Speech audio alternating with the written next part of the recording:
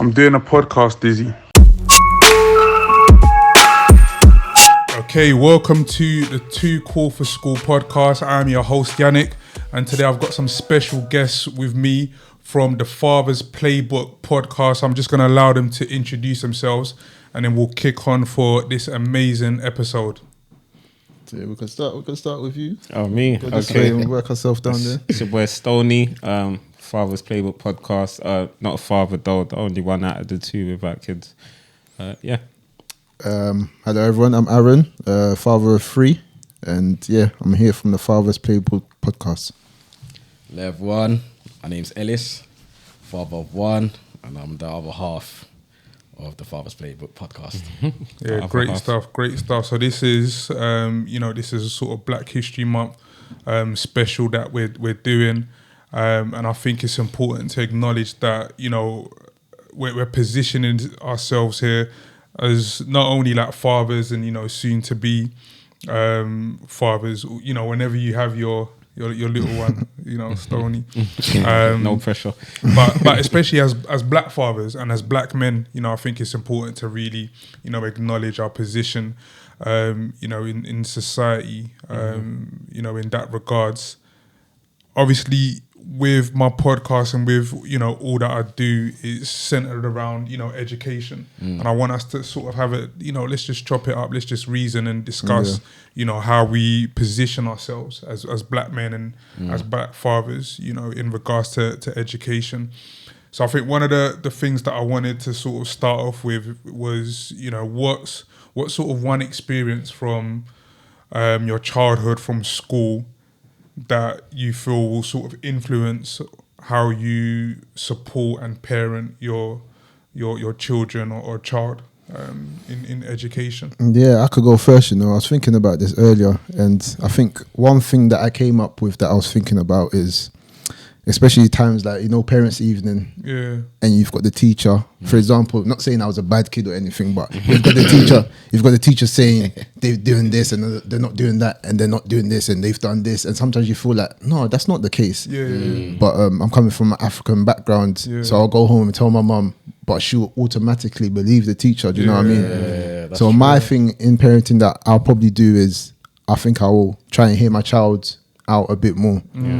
I can understand that sometimes they might twist things and that, but I'll keep an eye out, because I won't 100% all the time believe what the teacher's saying. Do you know? I don't know if it happened with you lot as well. No, but I understand that. I fully understand that. I feel like with the African household, like the teacher's never wrong. There's regardless of what you're told, that's it, which, gets to a point, it's a bit unfair, sometimes it might not be as bad as it might be described, but because of the teachers saying that and your parents are just so old school, that's it. So with me, that's something I'll take as well, try to build. I can remember one time I think I chucked a pencil at someone and got a bit in trouble for that, but the teacher made it sound like they jabbed the pencil in the side of the person's head, and I'm a murderer. And I was like, it wasn't even that bad. He asked for the pencil and I gave it to him, but I threw it. But then, so that'll probably be mine. Now that's important, man, because I think as well, like as a child, if you're doing that time and time again, and you're going to your parents and you're saying, you know what, Mum, I didn't do that, or Dad, I didn't do that, and they're always taking the teacher's side, then you're gonna get to a point where your kids are not gonna say anything. Exactly. They're gonna say, what's the point? Like, why should I even bother if every time I come, you're not even, listening? At least give me a chance to explain, my side. But I guess it's an African culture thing. Does it happen in other cultures? I don't really know. That's the question to put out. It'll be interesting to even check that, because I don't know. But you know what? To be honest, I got a lot of Asian friends, and it's kind of similar. Do you know what I mean? Like they kind of go through the whole, like, it's the teacher that's right. The kids usually, you just have to listen to what needs to be done or whatnot. But I think also for me personally, it's a hard. I think for me, I'm just gonna have more time, because for me, my experience in school, what I felt like was, I kind of felt like I was by myself. What do you mean? In what sense? Like in terms of, like, I don't know if it was like this for you lot, but little things like homework getting done.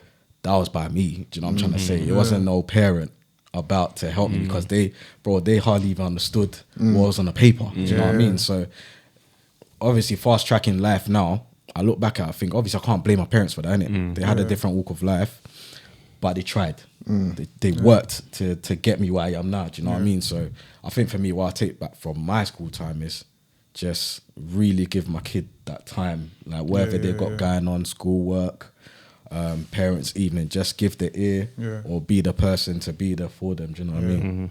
And our parents grew up not only in a different time, but with a different standard of education. So, like again, like you said, it's not their fault, but you're not gonna help me with the maths work. Not because you don't want to, but because you don't understand it. And you know,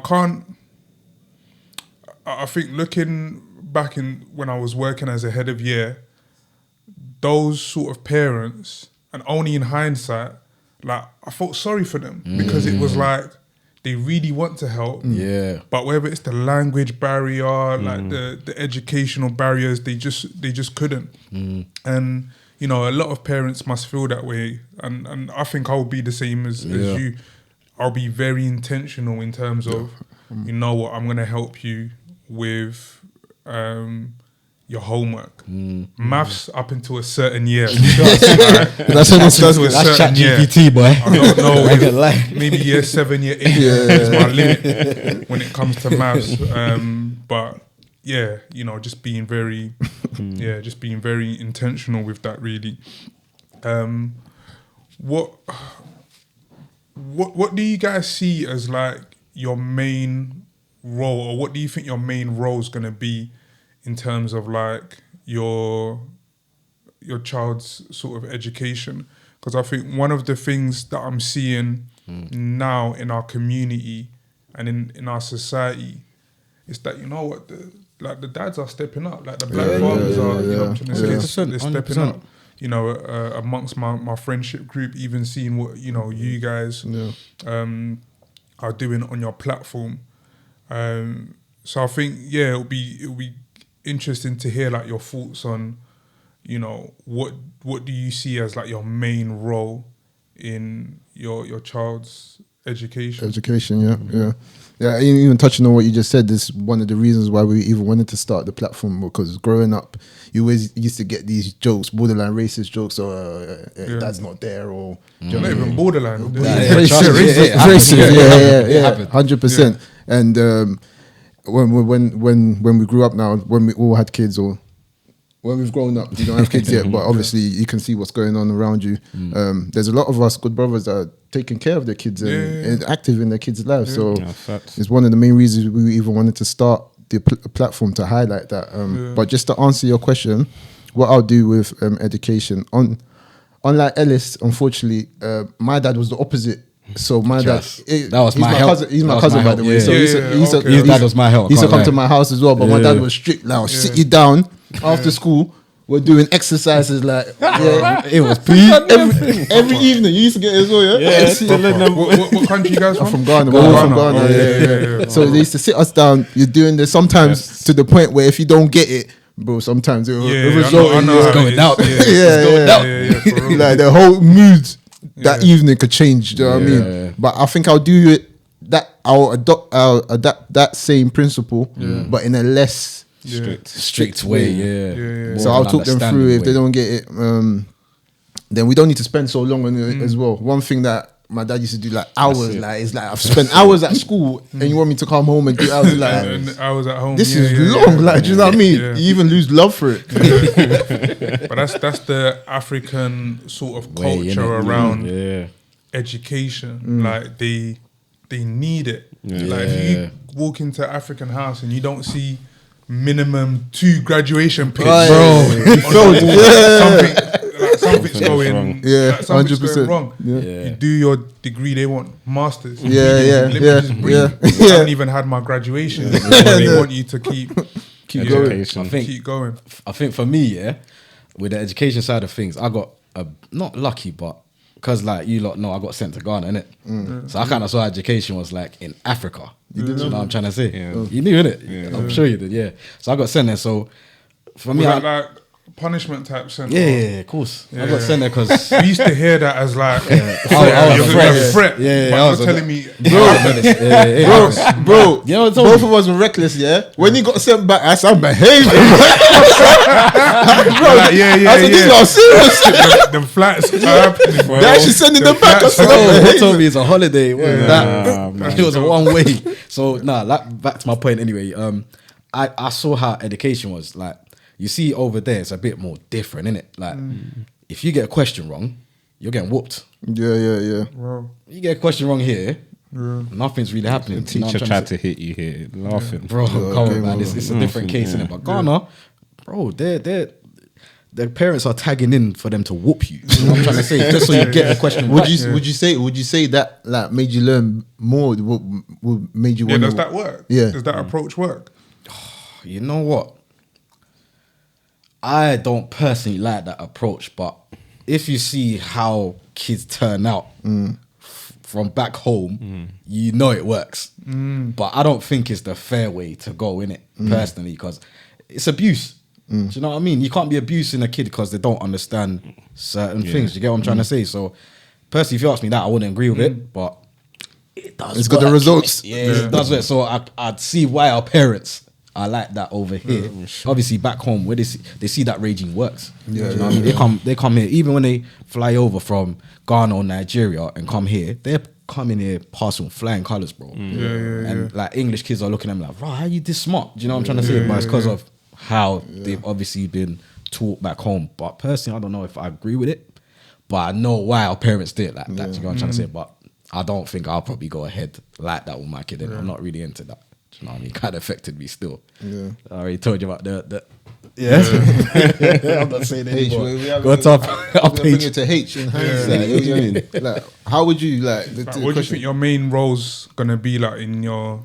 I think it's a bit like touching off what Aaron said, and like my dad was very strict. Like my boys would come to chill or to play, and they don't realize when dad gets home, it's now a English or maths test. Oh, they will get it as well. We get tests. He'll just get us. He'll come back. Everyone. Literally, everybody. My mates have come round to chill to play with me. They end up doing tests. It's so funny. It's so funny. But you know what? In hindsight, I'm looking at it and I appreciate it in a sense. And I might take some from it, but I don't know if I would make like everything. If my kids' friends are coming round to play, I'm not going to start testing them. But I get it. I do get the angle, man. I think for me, like the main role is going to be, but it's a mix between not only my experience in school, but my experience of working in a school as well. So I think the main thing for me is just being a motivator, because I think one of the key things that I've realized, especially in today's society, the young people ain't got that resilience to deal with every aspect of education. So like the preparing for it, the exams, the building the friendships, the falling out of friendships, the classwork, the issues with teachers, and all of these sort of things. They just don't have the resilience, to keep pushing. They're really struggling. So I think for me, it's like, how can I just keep, motivating, I'm trying to say the kids, like, keep going, keep pushing, like those words of encouragement, which looking back, I don't remember Mumsy saying, keep going. It was more, if you don't, it was more of a threat. Like, no it was option. more of a threat. Basically Like, a you've got no option. So, that was a whole different, board game. Like, looking back at your experience in school, like how was you lot's general experience of like primary and secondary school? Yeah, mine was quite good, like I said, I didn't get in a lot of trouble. Obviously, my problem is I was like a joker, so I had to bust jokes, and I might be talking when I shouldn't be talking, but even fights wise, really not too much. Like trouble came, if trouble came to me, then obviously you have to defend yourself, but I wouldn't be out and going Like to look looking for for it. But educational, I was alright.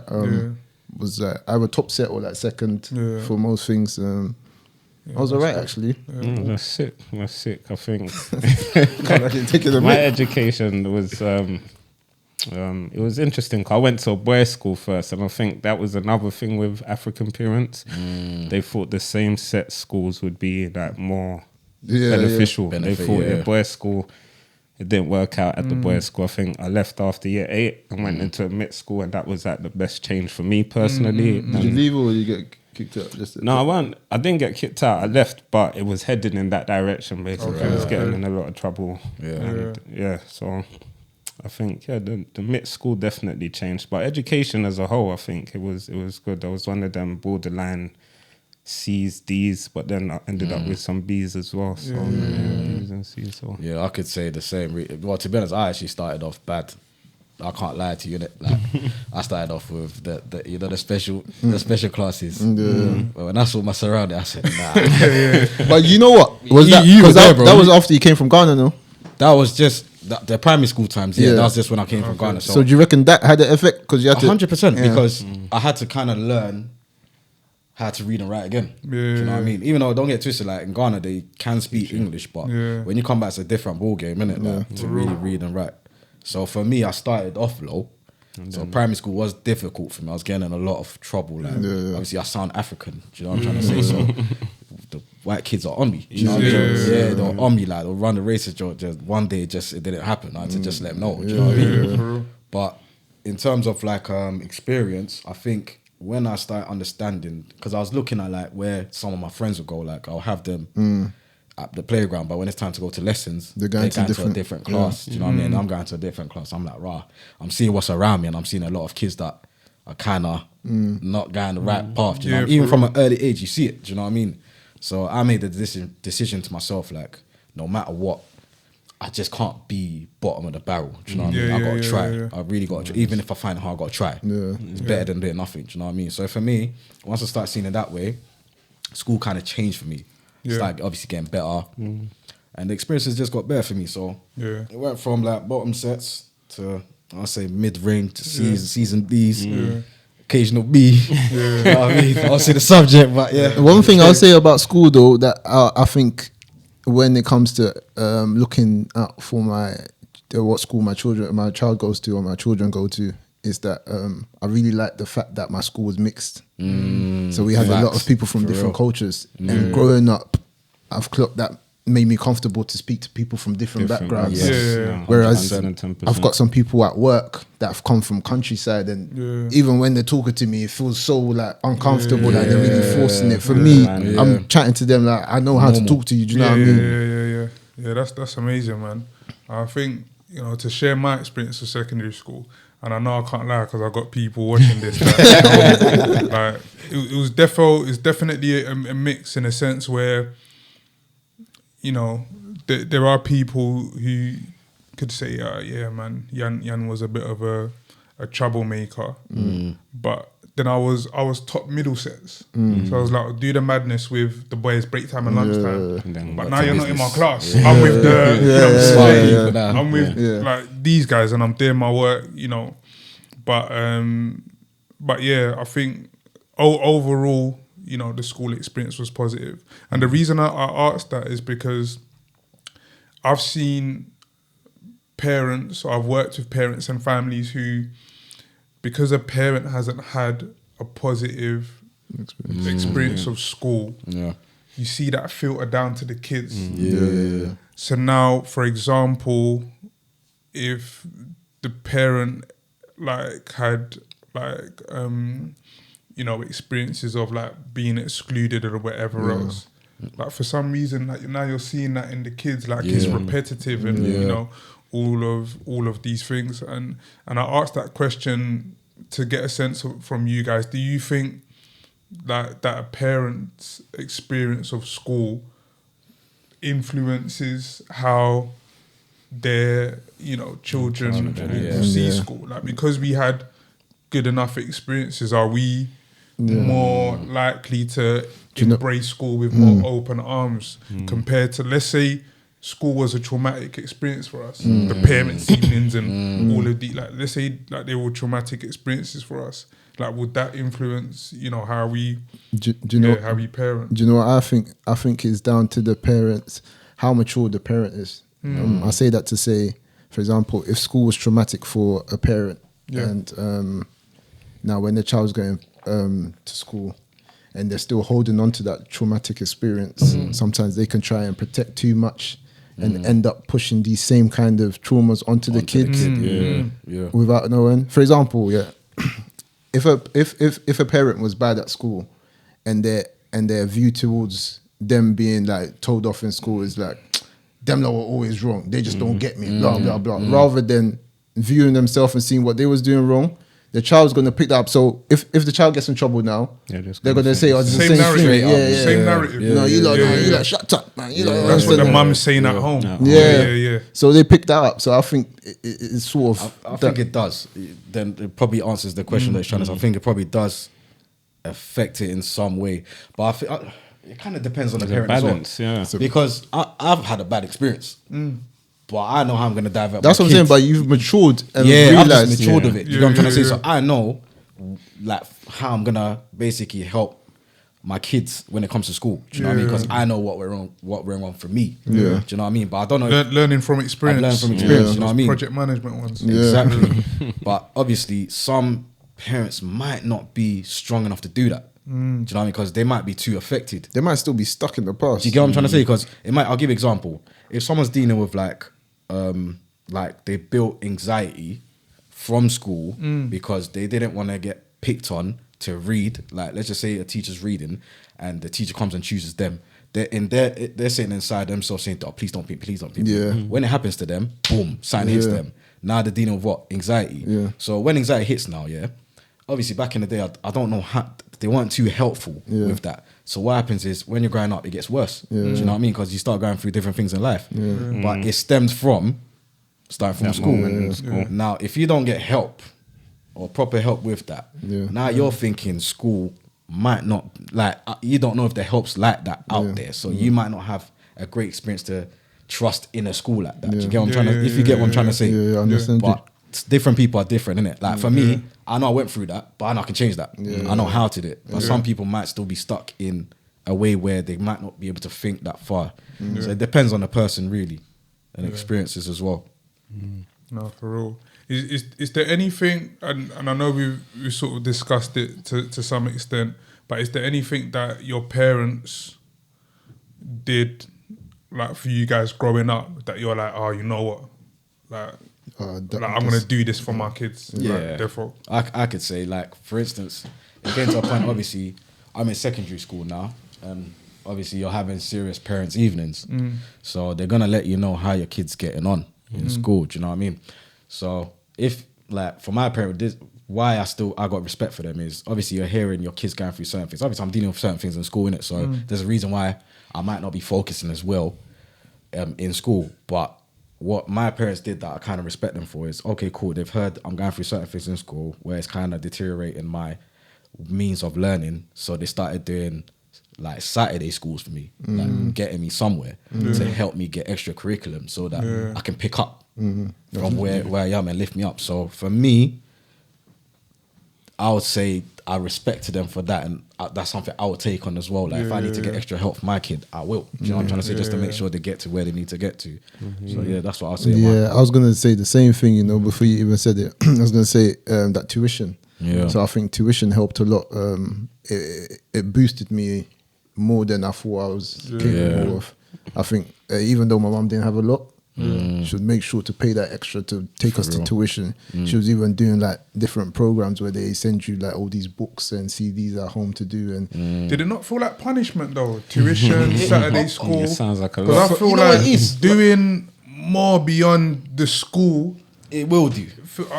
It will do. As a kid, when you're a kid, I'm not gonna lie. Like when I was happening, it's only as I've grown up I've respected it. Yeah. But when I was a kid, I was thinking, I want to play football. Do you know what I mean? Our tuition though was a bit bad. I went tuition with it was mad. It was mad. We had a couple man as well. Like shout out Quaker was there. Tommy was there. Like a couple man were there as well. So it didn't feel too bad. Okay, fair. It was like a link up. But you're still learning. Yeah. But I hate what you mean. Like it can feel like extra, like school out of school. In a sense, I can't lie. Like before, obviously we went through the same tuition classes or whatnot. I went for a place where someone was coming to my yard. Yeah. So I was thinking, nah, man, like my weekend, Saturday shows on, I gotta lock it off. I can't even finish all my Rice Krispies just to go back into school again on my week. The time I'm not in there. So for me, it did feel like a mad chore, but I respect it. What's your view on tuition then? Because you raised a good point. I didn't think of it that way. What's your view on it?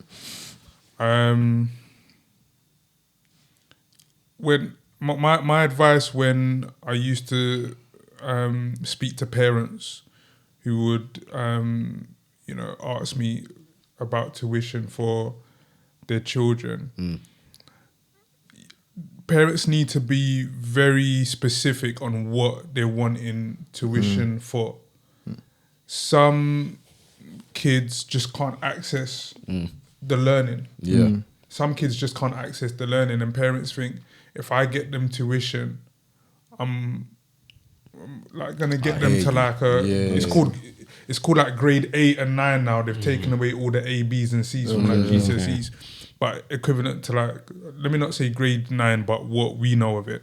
It's like parents think, getting them tuition is gonna take them from like a D or E to an A. The child can't access the learning unless the tuition's going through the standard basic stuff, which they might as well just do in their own time. And I would only focus tuition on maths and English because those are the only two things that you have to resit if you fail. So when I'm hearing people are getting tuition for like science and stuff like that, that makes sense. To be fair, we was doing maths, innit? Maths was the main thing. The main thing had the English, but it was mainly maths. But don't you think like if someone's struggling a bit, that kind of helps them understand some people need extra? You know what it is? The reason, Aaron, it's hard to say, innit? Like I would like, you have to dig deep to see what's wrong with a kid. Rather than think there's something wrong with, like, can't learn. It could be a learning difficulty. And people's learning styles. Are you telling me that you can sit with someone just 1 hour there, they're speaking to you and you're engaging with the whole... It's a lot, man. Don't waste your money, man. It's a lot. Talk to your child to see if they're invested in doing it and, all of these sort of things. But how about you, Stoney, in terms of like anything that you learn from... There was one thing I was going to say, I think, that I hated at the time, but in hindsight, it's probably one of the best decisions. And that was just my curfew. It was to be home at 4 p.m. So school finished at 3:25. I was home at 4. Looking at the time, I was upset. I was like, I'm missing out on so much after school activities and but hindsight, like outside was always there. I haven't missed out on nothing. There was nothing that was going on that was would have been of any benefit to me. 100%. To be honest. And I remember there was one time I didn't listen and I stayed out, and it was Halloween, and that was like one of the most worst day to pick as well. It was one of my most oh my god, it was one of the most horrendous days that I was outside, and I saw a lot that day because I was outside, and that was that. I was like, for real, it makes sense. But man, definitely. Maybe not 4 o'clock though for my kids, but an earlier curfew and just managing the situation post school. No, that's proper, man. I think for me, maybe not something that I would do or take from my parents, but something that I wouldn't do that my mum used to do, and I know my mum watches the podcast. Well, sorry, auntie. Apologize in advance. It's the comparisons. Oh yeah, I forgot about that one. She used to, look at what so and so is doing. Look at what Yannick's doing, or look at what this person's doing, or look at what your friend's doing. That's the worst thing. Especially if you know that person. That used to your mum or your parents. They're like this genius. You're thinking, like, I'm trying to say, mums will pick and choose as well. They'll pick and choose. It's not everything they'll compare with when they get taxes. But then the other stuff, But the comparison. Even going outside of the home, but going into school, I've seen schools and teachers take that narrative and run with it. Oh, you're not like your brother. Your brother's calmer, or your brother's, or why does your brother? These narratives feed into the kids, and it lives with them. And now they're in lessons, and it's like, why am I gonna bother trying if I'm not as good as my brother? Now I just can't work in my own way because I'm being, compared to other people. Like that gives me a good, like, that happened to me, you know. Remember Miss Gibbs? So she was a music teacher, and my sister went to my school as well before. She was 3 years older. 4 years, isn't it? 3. It would have been 3 years, I think. 3 years older than us. So she was always good at music and singing and everything, and she was in the choir and that. one time, because that pressure now has been put on me, like, oh yeah, she's always so good, like, it must run in the family. So me and you, we got trying to join the choir, innit? Bro, we was terrible, man. It was so bad, bro. We heard someone in the crowd say, "Which voice is that?" I looked at her, bro. It was peak, like, man. it got to the point. Like when we was rehearsing, like I was so bad, but I got into it. I took my shirt off. Bro. No, it was crazy. It was so but there's another pressure that they put on us. Yeah. I had something similar as well, but I think it was a negative comparison. So I went to my school. My sister went to my school after me. She was 5 years younger, and there were some teachers that, because of my behavioural issues, just assumed my sister was the same. So she was getting in the same kind of trouble where she's nowhere near as the same. But she was just getting judged from beforehand because of her older brother. So. And you know what? I'm even gonna put my hand up. You've done it. And say that even me as a head of year, when those year 7s used to come in, the first day, I'll say, give me that list, man. Let me see the full class. I'll be reading it. I'll look at the surname. Another one. Your brother just left. We're not even having rest for 1 year. Like this family's back. But that's bad. It's bad to think like that. I don't even know. I don't even know the student. I'm not giving you the blank canvas that you deserve to come and just have, you know what I'm trying to say? Like your own time. That's bad. I think teachers do it like from a point of, I don't know, I would say protection in a sense. They don't want to. It's lazy. I think it's lazy. It is lazy. Definitely. They want to try and judge the book before they even get to know the person, so they want to get their back up. But like you said, not everyone's the same because they're related. You know what I mean? Yeah, but as an educator, when you're coming with that approach, that kid's already at a disadvantage. It's done. And I felt like it was the same when I went to school, because I know my older brother, you know what I'm trying to say, doing whatever he was doing. As soon as they saw that surname, I've already got 4 detentions. It's my first day. I've got 4 detentions. Like they've marked it like already. So you know what I'm trying to say. That's a madness. The other thing that I wanted to talk about. So in schools, I think it even starts from nursery. So when you're applying from like nursery schools or whatever, you put like the contact. So you got the primary contact. Then you'll have like the secondary or emergency if the main one can't get contacted. 90% of the time, even when I was working and you had to call someone up, it was always mum. Always. If it was ever dad, maybe it's like single parent or the dad's just like the only parent. But it was mostly mum. Mums, that's true. It might be nothing. But what do you think that says about, or what impression do you think that gives in terms of like a dad's role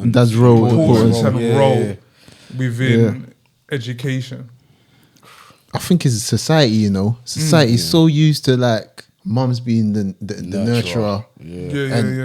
Like your mum's gonna come running to you, and I think it's a bit of old school thoughts as well, where mum's always available at home. She don't work, but dad's out working, kind of thing. I didn't even think about that. That's true. You know, it might be something like that as well, where they think mum's always accessible for the child, isn't it? But same thing happened to me. You know, like they called my partner for nursery the other day, and she didn't pick up, and then they just kept calling her and left a voicemail, but then just left it. And then she got the call. Luckily, it wasn't nothing serious. But then she called them back and then found out what it was. And she said, "Oh, how come you didn't call dad?" Yeah. So, "Oh, sorry, we didn't think to." He said, "My name's on the thing, you know." That's no respect. Crazy. So you asked the question. That's what I was busting up. I was like, "This is a real thing. It happens."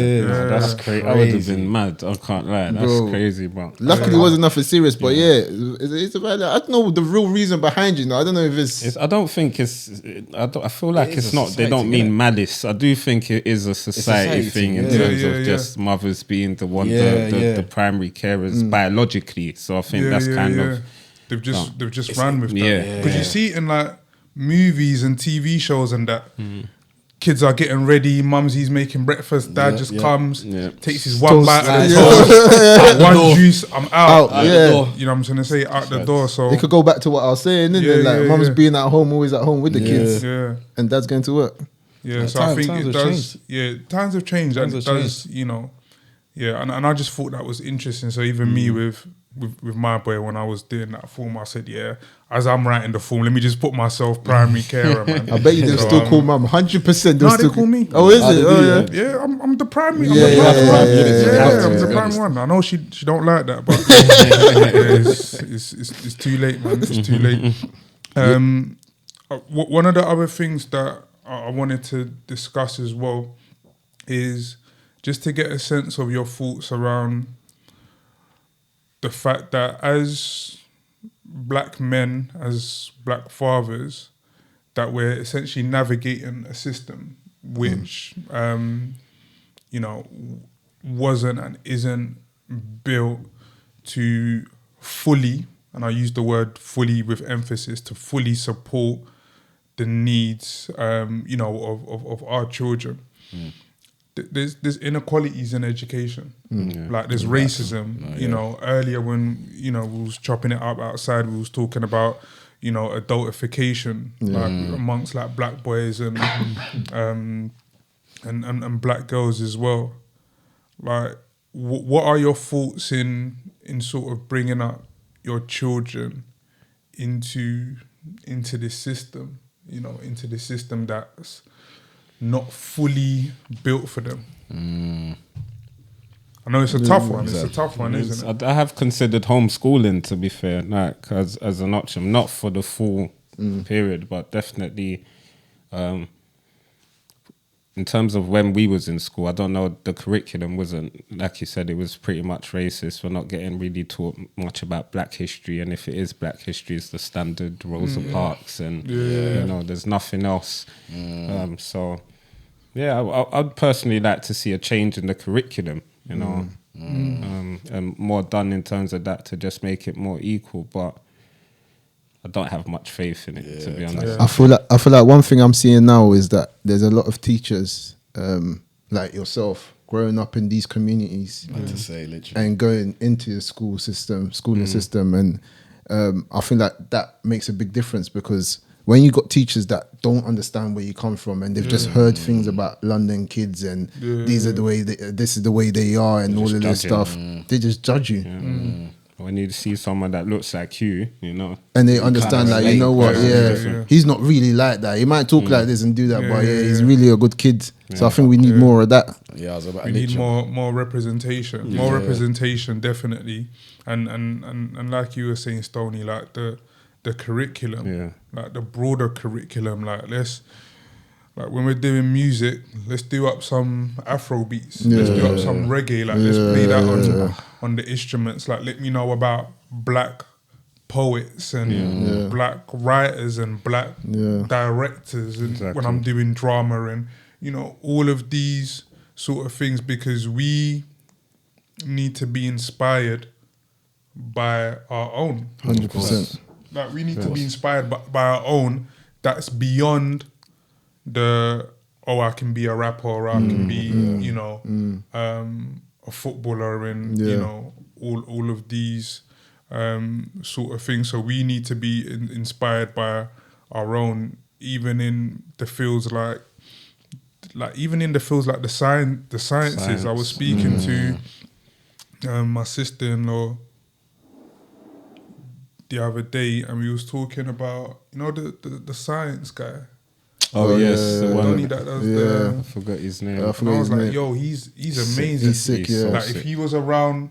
When you Like, was, I know what you're talking about. I would have been locked. You know one thing I like about him. 'Cause I was watching it with my partner. He was on, I think he was on BBC or something like that. Yeah. I was watching him and I was like, do you know one thing I like about him? He's on big BBC and he still talks about, I'm gonna do this, innit? He still talks unapologetically himself. Yeah. And I think I rate that so much because the people feel like when you go into that kind of space, you've got to switch it up a bit and morph into one of there. But it's like, this is who I am. I'm showing you this is who I am, and I've still got the knowledge. I'm showing you this. So kids from where he's from and all around the world could probably relate to what he's doing so much easier. Even me looking back, he's excellent. I needed this when I was that age. Like we need to give props. You know, we need to give props to people in, you know, from our community who are making, you know, like those types of moves. So I see him and I'm like, it's probably like, have to respect doing, him, man. You know, you're doing big things, and there's so much more like him, and how much more people would he have influenced in terms of actually, you know what, I can go out and do something with my maths or with my science or with, you know, so the curriculum, the representation, that definitely matters. How about you? I think touching with like what you're saying, I think if we kind of get our, how am I trying to put this? If basically there's ways for us to relate into going into education, I think it'll make like, I'm trying to get my answers right, so apologies. But what I'm trying to say is basically like, let's just say I'm a kid. Now if I see someone I can relate to, my mind will now be focused to be comfortable with this person. You get what I'm trying to say? Like a role model. Find someone relatable. You get what I'm trying to say? Now, if I get in trouble now and a white teacher comes and deals with me and they're looking at me, they don't really understand like the anger, like, you know what I'm trying to say? They just think you're just a menace. It makes it hard for me to now be, how can I say, comfortable? Submissive with that person. Back. Do you know what I mean? So it ends up being worse because now you're madder. Do you get what I'm trying to say? But then if, let's just say we had more of us in school, like, I think it won't be as, I don't feel it'll be as detrimental in schools, like where you hear there's a lot of troubles going on and stuff like that. Do you know what I'm trying to say? So for me, I think if let's just say black people grow into going into like education, like helping out, I think it will be more. It looks like it's changing a bit now. It is. I was going to ask that. It just needs to keep going. Like, you know, it needs to get bigger and bigger. Do you know what I mean? The sort of climate in education for all teachers is bad. So a lot of teachers are leaving. You know, blacks, white, don't even matter. A lot of teachers are leaving, but then there's a lot that's coming through as well. And I think, you know, like the government really need to do a lot to make sure that the teachers that are there are really getting that support, man. Because there's some amazing teachers doing amazing work, but in just like ridiculous circumstances. And you know, I want to touch on something you said earlier when you used the word menace, and I want to touch on that because that's one of the inequalities that we face, you know, in our community, in a sense where I've read reports and you've got children who teachers are saying, "Oh, this kid's violent. This kid's aggressive. This kid's so and so." Them certain words, Yes, sir. Yo, these reports stay in their school file. So when I'm looking at a file for a year 7 kid who's maybe having some difficult start, I might ask, let me see the school file from primary. 5-6 years of all of these things being said about you. Now that's being passed on. Like these are I always say this, you know, to the family. I'm gonna be the worst person when it comes to my son's education to deal with, because I know so much. Because you've been in it. I don't want to hear the word aggressive. That reminds me. I don't want to hear the word this behaviour. I'm every report, everything changed. Like I know, as a school governor, as a former head of year, as a consultant in education, I know too much to be allowing my son to be attached to these languages and these things that will define them. And it'll be detrimental. They'll start labeling themselves. You see it with kids. Oh yeah, I'm this. Yeah. Where did you hear that? Who said that to you? Like they're just hearing these narratives, and it's becoming a part of them, which is crazy. It all brings it back to what you were saying, innit? Adultification. These words is like, how come certain kids can be labelled as aggressive, but the next kid could be labelled as he's just passionate. For the same behaviours. Same behaviours, but it's looked at in different ways. And I think that, going back to your question, we've got to cancel out these things, because otherwise that culture is always going to stay in school, in the school system. Like.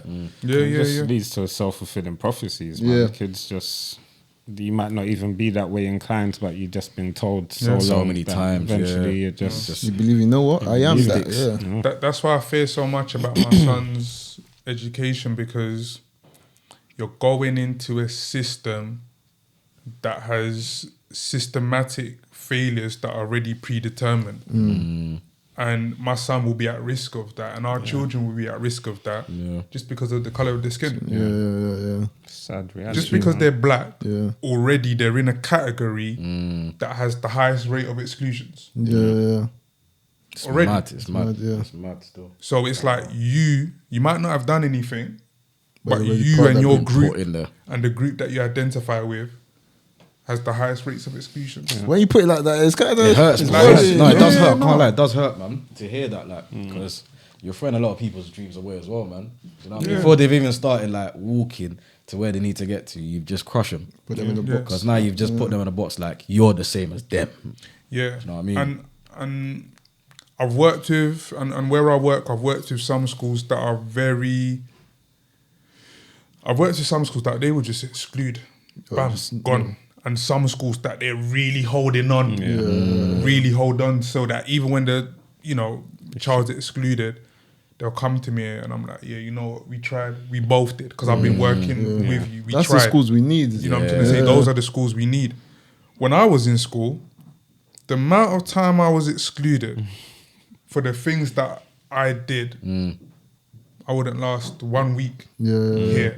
So it's like, so that kids are on a tighter leash now. They're not having, you know what I'm trying to say, that amount of leeway and automatic boom. You're in that pupil referral unit. I wanted to ask you that actually. So you've taught in schools before. If there's a particular student that is, like, let's say from year 7 to year 9, he was troublesome. Year 9, he comes back and he's trying to be good, but he might do like maybe speak a bit or he talk a bit, but he's not as troublesome as he was before. From when you was in school, do you see it as like teachers are forgiven, or do they paint him with that brush because he was always that kid? That's how he is now. Like they're gonna keep him in that same box, basically. It varies. Some teachers are like the very, very good teachers. They give kids, a chance. They give kids a chance. The very, very good teachers. I'm sure each one of us here can think of 2-3 teachers that we can name off the top of our heads that they were like, this one was riding for me. So there's quite a few. I think in most schools that I've worked with, like, there's a lot of good teachers, but also you need to remember that being a good teacher doesn't mean you've got autonomy over the school policy. If that kid F's up, the amount of time or the amount of goodness that they've done, you can't override school policy. And that's where, I think that's where one of the main issues come in. And earlier you touched on this before when we were speaking about representation. When you guys, or when we start to look at like schools or primary schools or secondary schools, what are some of the things that you will consider like when deciding what school you want your kids to go to? They've taken away the Ofsted ratings. I'm not sure if you guys heard about that. No, I didn't. So you know, No, I Ofsted didn't. used to do like the outstanding, good. They don't do that anymore. Oh, so Because Someone committed suicide. or someone something. committed. Is There was a it? head teacher Teacher. who committed suicide. God bless her soul. I think last year after receiving like a poor, oh, wow. Wow. poor rating. I'm not sure what the rating was. Yeah, that's and that Ofsted thing was a killer at my old school. I've seen people cry. Like, like they cried over school, it. Like it's so stressful. The school goes into this panic attack. Yeah, I remember it's that's Ofsted week. Everyone, Right. serious. You do Ofsted week. They'll just send the bad kids. We used to go on trips. Yeah. Like, they'll send us all Wow, away for like 3 days. We thought it was a reward and that, but it's only now I'm looking back. Okay, While the school's getting their Yeah, shipped everyone away. No, yeah, I'll definitely, because that was going to be part of my answer. I would look at the Ofsted rating. No, they that's don't do not- that. So how do they grade the different? I don't know. Ofsted's still around, but they're grading it differently. Yeah, so I is can't it? really Yeah. speak on how it is because I haven't really researched much into that. I'm But going- outside of that, what other things would I'm you going through consider? that now actually, and my daughter's going to go from nursery to primary school, and we're trying to see where she can go. My partner, because my partner had a funny tactic. I said this tactic could go so wrong because she's got a couple of schools here. She said she's going to speak to the parents that go. Some parents that go to that school. I said, cool, fair enough. Yeah. She said one of them she's going to sit outside the school and see what kind of parents go in and out. And she said that could determine what kind of school that is. No, I said that's a good what point. that means. Yeah, But sitting outside the school Yeah, just in well, your car, that's a bit. It could go left. yeah. So yeah, I don't know. It's difficult. I definitely wanted to go to a mixed school, like I was saying earlier, so she can feel confident talking to anyone, whether it's boy or girl or whatever background they're from. Do they do same-sex primary schools? They don't do No, same-sex. no. Secondary, I think not that I know of. I think it But starts I from don't think they secondary. do. That's a good point. I've never thought of I that. don't think they do. I don't think. That would be wild. But yeah, whatever background she could talk to them, that would be a main thing. And yeah, I was gonna say like the school's Ofsted rating and reviews, but reviews online of schools sometimes not accurate. It seems to be more of like if someone has a bad experience with it, they'll go leave a review of the school rather than like, for example, our parents wouldn't go and say, yeah, my son went to that school and there's no problem. Like no one really goes to leave reviews on school, so it's difficult. It's more word of mouth. You go speak to people, I guess. I think for me, well, to be honest, mine kind of made it a bit easier because of where I live. So looking for schools wasn't too hard. Because obviously, one thing I didn't want my kid to go to a school where I know it's known for trouble. Do you know what I mean? I don't want it to start her off like that. But luckily, where I live, the school relatively is good from reception all the way to sixth form. But how do you find out these things? That You know what? Like, obviously, when you're starting, when you go through that stage, you start to meet people because you're doing little. You get days where you have to go and visit schools. Open days. Yeah. So you get to see some people that are there already. Do you know what I mean? Obviously, when you speak to some of them, most times some of the kids already go there. So they already had the hindsight of how the school is already. So you then get into conversation with them. Obviously, how do you think of this school? How's your kids been settling? Obviously, through certain answers that you get, kind of helps make up your answers. But obviously, not just that. I was checking like the grading system. Obviously, predominantly, is it mixed? Do you know what I mean? Because I want my kid to go to a mixed school. I don't know about you lot, but As in multicultural. and being boys and girls. Because I just want, like, I want my daughter to be like me. Do you know, I don't have a problem with no one. Do you know what I mean? I can be cool with anybody, black, white, it don't matter. Do you know what I mean? So I kind of want her to kind of have that kind of lifestyle. So when I was looking through it, like I said, I got lucky because I live in Chingford, sorry. The school there is actually good, so I got lucky in that way. Do you know what I mean? But I think for me, I'll be checking like the grading system, where Ofsted reports, like you said. I don't know, like you said, they don't do it now, which I didn't know. But I'll be looking at stuff like that just to see like where the school sits. That's me. And do you think like do you think like your knowledge of certain schools from back in the days that was bad influences? Yeah, 110%. Like, yeah, and this could be change. Oh, it's different. Because schools could change. change. Yeah, I was gonna say. But I feel like because I'm from Newham and there's schools now Rockaby. that are good. Is Rockaby still there? Rockaby was mad. Yeah. Still there, innit? Rockaby was still there. Yeah, because I went to St. Bon's. That school's in the mud now. That's supposed to be good though, isn't it? They were meant to be good back in the day, though. Yeah, back in the day it was. They were decent. Yeah. But it's in like Brampton's taken over. Like, Brampton's Brampton's just proper. mad. Yeah. But when I was in school, you wouldn't even touch Brampton with, yeah. you know what I'm trying to say, a barge pole. Yeah. But now it's like they're doing. So I think sometimes people's experiences or people's knowledge of, you know, schools from back in the days, like influences. Oh, you know what? I don't want them to go to this school. I don't want them to go to that school. Yeah, 100%. And also, you need to think about the local area as well. Like, you know what I'm trying to say? Yeah. Like, how far is, you know, your child traveling, or how far like do you have to travel, like, from work, and, you know, all of those joints there. So yeah, it takes a lot.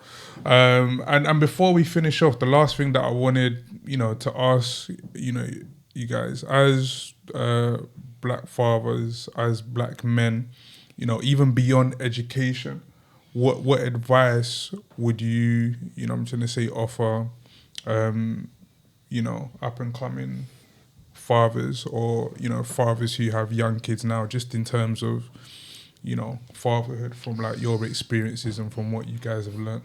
I'll go first, you don't mind. For me, I think the most things you lot probably always hear me saying is have patience. You need patience in this game of being a father, because you're gonna obviously go through so many experiences, and sometimes if you ain't gone through it yourself, it can send you to the edge. Do you know what I mean? But for me, I've taken it in as everything's like a learning curve. So I ain't gone through this before, innit? So for me, once I'm going through it, instead of just rah, rah, rah, like, do you know what I mean? Just go a bit crazy, kind of deep what's going on, and see obviously how either you can not adapt to it, but kind of like understand it. Do you know what I mean? Because me, there's certain, do you know what I mean? There's certain things I'm not having it. Do you know what I'm trying to say? But having a kid now, it's just taught me, you need to kind of take a step back and really let them do you know what I mean? The no's and yeses, you kind of have to just let the kid kind of go through their own adventures to kind of make them build their own character. Because if you come with a stigma of the yeses and no's early, I feel like your kid starts getting scared of you. Do you know what I mean? So that's also a problem. They can start acting up that way. Do you know what I mean? Because now it's like they've got an emotion of not neglect, like there's a block. So now they're building an anger in them. So for me, patience, man. Patience for me. That's what I say. Just touch on that. My advice, it's going to be controversial. My advice to parent your child is don't take no advice. I say that. I hear that. Yeah. I say that to say that every child's different. Like, I clocked it when I had my first one, and I was getting advice from here, there. Then some of them will contradict each other. I thought, you know what? Let me just do what I feel to do, and if it works with it, it works with it. If it don't, I'll try something else. Do you know what I mean? In terms of being a father, I'll say make sure you're present, patient, and obviously protect. But that's that within itself. That comes with it. Shit.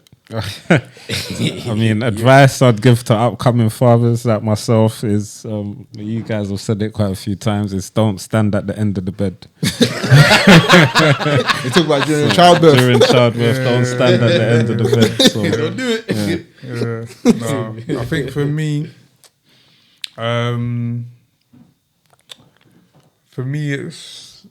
it's like everyone's journey's unique. You know, everyone's journey's unique, and just go with the flow. You know, in your own journey, and like you're gonna get to a point, you're gonna turn around and you're gonna realize, damn, you know what?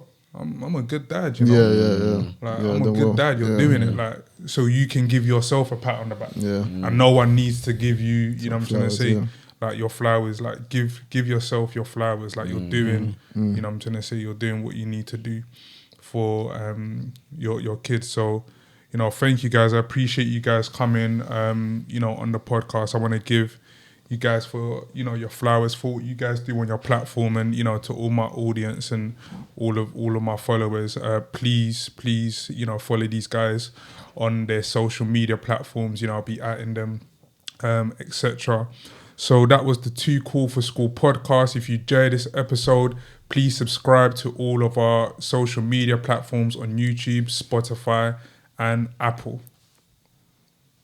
Thank you. And same way, it's finished. I was going to same way, give you your flowers for setting up this pod as well. So needed, especially as black dads, especially just as dads. Black men. It's good to hear this perspective from like a former teacher. So give you your flowers for that as well. And thank you for having us on, man. Perfect, man. Appreciate that. Thank you, guys. Man. Thank you so much, man.